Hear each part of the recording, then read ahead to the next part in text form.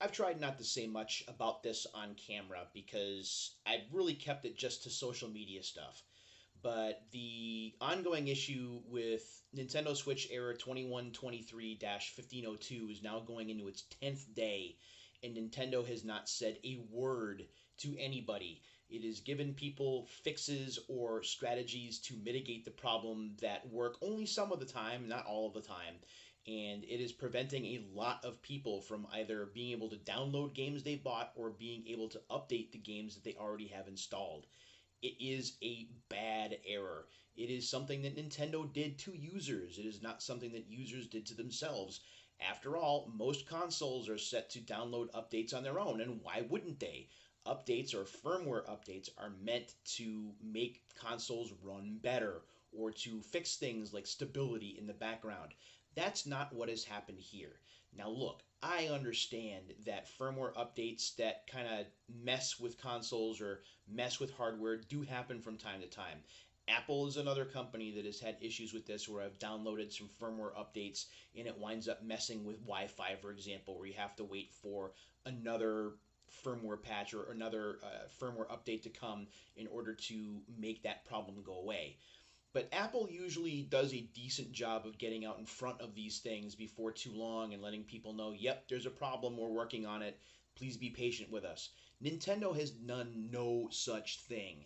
This issue now going on a week and a half, and I can see it going at least 2 weeks without a resolution, is a bad, bad sign. And the problem with this isn't the fact that it's completely widespread.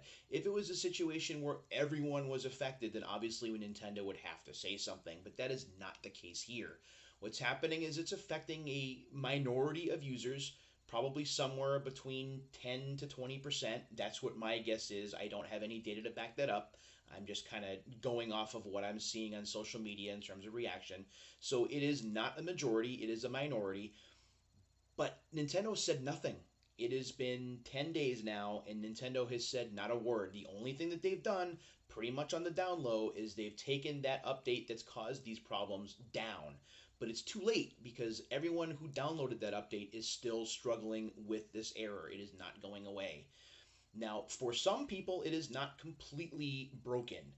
For some, and I'm one of those people, if you continue to spam download requests where if you keep getting the error and you keep forcing it to keep retrying, eventually it will go through, but it doesn't go through on its own. You have to babysit it. You can't let the screen go into non burn in mode. You can't let the system go into sleep mode. So if you're downloading a particularly large game, you have to sit there and stare at the screen, continuing to move your controller every minute or two just to make sure that it doesn't go into sleep mode and affect your download. Because if it does, the download stops and then you have to delete it and you have to start it all over again.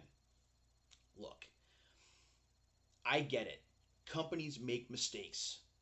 But you've got to get out in front of this stuff, Nintendo. And I'm also calling out Video Game Press on this too, because I've seen almost nothing about this issue at all over the last few days, despite the fact that it's continuing for a lot of people, despite the fact that social media is loud when it comes to talk about this thing with no resolution and no response from Nintendo.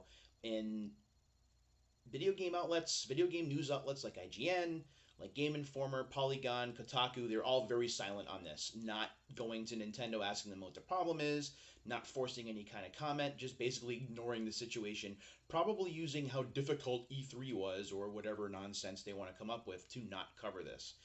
That is not okay. That is not acceptable.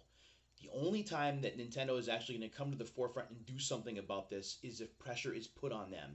And individual users, a small group of users, is not going to be able to get Nintendo to make a comment. It is up to Video Game Press to actually advocate for the people who read and for the people who consume that content and hold Nintendo accountable. It has to happen.